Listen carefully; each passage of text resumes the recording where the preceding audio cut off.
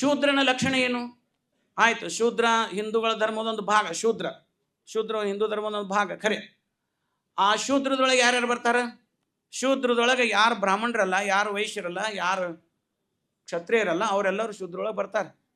ಅವರೆಲ್ಲರೂ ಏನಂತಾರೆ? ಇವರು ದುಡಿಯೋ ವರ್ಗ. ಇದು 3 ಮಂದಿ ಮೇಲೆ ಅದರಲ್ಲಿ ಇವರೆಲ್ಲ ಅವ್ರ ಸೇವಕರು. ಇವರು ಚಪ್ಪಲ್ ಹೊಲೆಯವರು, ಕಸ ಹೊಡೆಯವರು, ಅವರು ಪಾಯ್ಕಾನಿ ತೊಳೆಯವರು, ಹೊಲದಾಗ ಕೆಲಸ ಮಾಡೋರು, ಬಟ್ಟೆ ತೊಳೆಯವರು, ಈ ಸೇವಾ ವರ್ಗ ಐತಲ್ಲ, ಇದು ಶೂದ್ರವರ್ಗ ಸೇರ್ಸ್ಯಾರ. ಈಗ ನಾ ಕೇಳೋ ಪ್ರಶ್ನೆ ಏನಂತಂದ್ರೆ, ಮತ್ತೆ ಇವತ್ತು ಲಿಂಗಾಯತರೆಲ್ಲರೂ ಇವತ್ತು ನಾವು ಶೂದ್ರ ವರ್ಗಕ್ಕೆ ನಾವಂತೂ 3 ಮ್ಯಾಲಿನ ಜಾತಿಗಂತೂ ಸೇರಿಸ್ಕೊಳ್ಳೋದಿಲ್ಲ. ಅವರು ಮುಗ್ದ ಹೋತು, ನಾವು ಅಲ್ಲ. ಇನ್ನು ನಾವು ಶೂದ್ರ ವರ್ಗಕ್ಕೆ ಸೇರ್ತೇವೆ ಅಂತಂದ್ರೆ ನಾವೆಲ್ಲರೂ ಯಾವ ಕೆಲಸಕ್ಕೆ ಹೋಗ್ಬೇಕಾಗತ್ತೆ?